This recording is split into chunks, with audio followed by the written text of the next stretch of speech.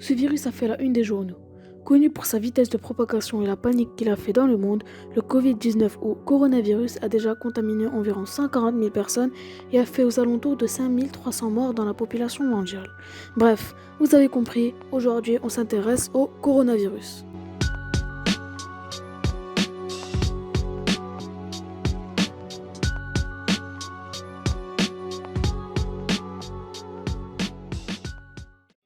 Alors, le corona c'est quoi déjà ? De 1, il faut savoir qu'il existe plusieurs coronavirus. Le Covid-19, celui dont tout le monde parle, est juste un coronavirus dont les symptômes sont beaucoup plus puissants. Les coronavirus sont un groupe de virus enveloppés entraînant des pathologies chez les mammifères et les oiseaux. Chez l'homme, les coronavirus provoquent des infections des voies respiratoires généralement bénignes, comme le rhume. Le Covid-19 est une forme plus rare qui peut provoquer des infections gastro-intestinales et du système nerveux et être parfois mortelle. Donc, en gros, le coronavirus est juste une maladie virale, mais la branche du Covid-19 est mortelle. Vu comme ça a l'air très dangereux. Et c'est le cas, si la maladie n'est pas traitée très tôt. Mais à part ça, je vous promets que c'est pas aussi dangereux que ça en a l'air. Même si on va pas se mentir, il n'y a pas de vaccin et ça, c'est pas cool. Bref, déjà, comment on peut se faire contaminer ? On se fait contaminer par le coronavirus si on inhale le postillon ou la bave d'une personne contaminée. Vous allez me dire, mais c'est bête, car dans tous les cas, on n'a qu'à fermer la bouche. Je vous dirai, oui, mais n'oubliez pas que les postillons peuvent s'accrocher aux objets du quotidien, comme par exemple un poteau, un siège, etc. Donc si vous touchez un objet où le postillon est présent, et vous mettez les mains dans la bouche, vous serez obligatoirement contaminé, comme la plupart des gens. Bien sûr, si vous vous lavez les mains régulièrement, restez chez vous et évitez le contact avec les personnes de l'extérieur, vos chances d'être contaminé vont chuter.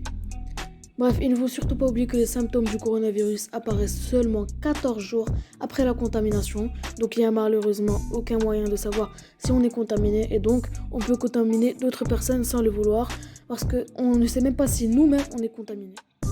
Alors déjà, quels sont les symptômes du Covid-19 ? Il ne faut pas oublier que le coronavirus est une grippe, donc a les symptômes de la grippe, comme par exemple la fièvre, la toux, la fatigue, les courbatures et les atteintes pulmonaires. Ce sont les symptômes d'une grippe normale en hiver, sauf que celle-là est beaucoup plus dangereuse, comme par exemple la grippe porcine, plus connue sous le nom de H1N1. La particularité de cette grippe, c'est que ces infections pulmonaires ont des signes d'infection respiratoire haute ou basse. Les formes basses étant celles qui exposent à la gravité et à ce qu'on appelle le syndrome de détresse respiratoire aiguë, c'est-à-dire une défaillance des fonctions respiratoires. Donc, les personnes ayant un petit système immunitaire, comme les personnes âgées, sont plus susceptibles de mourir que celles qui ont un fort système immunitaire, car les poumons sont beaucoup plus faibles. Maintenant, voyons comment peut-on traiter le coronavirus. Reprenons nos cours de SVT de 3e. Le virus est le plus petit micro-organisme et quand il franchit une barrière naturelle comme la peau, le virus s'installe dans une cellule et libère des toxines pour mélanger son information génétique avec celle de la cellule. Traiter un virus est impossible car il faut tuer la cellule. On ne peut pas le cibler comme la bactérie qui est libre dans le corps. On va donc essayer de soigner les symptômes et en l'occurrence ici les problèmes respiratoires. On ne va pas oublier que plusieurs personnes ont été guéries du coronavirus, donc le risque de succomber n'est pas de 100%. Au contraire, il est beaucoup plus bas. Il est difficile de trouver un chiffre exact, mais déjà c'est beaucoup plus bas que 100%. Au moment où je tourne cette vidéo, Macron a dit que toutes les écoles, les crèches, les collèges, les lycées et les universités allaient fermer car c'est bon, le stade 3 du corona est atteint. Qu'est-ce que veut dire le stade 3 ?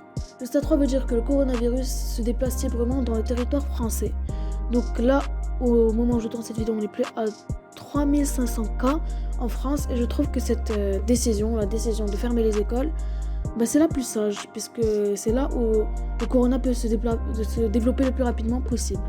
Bref.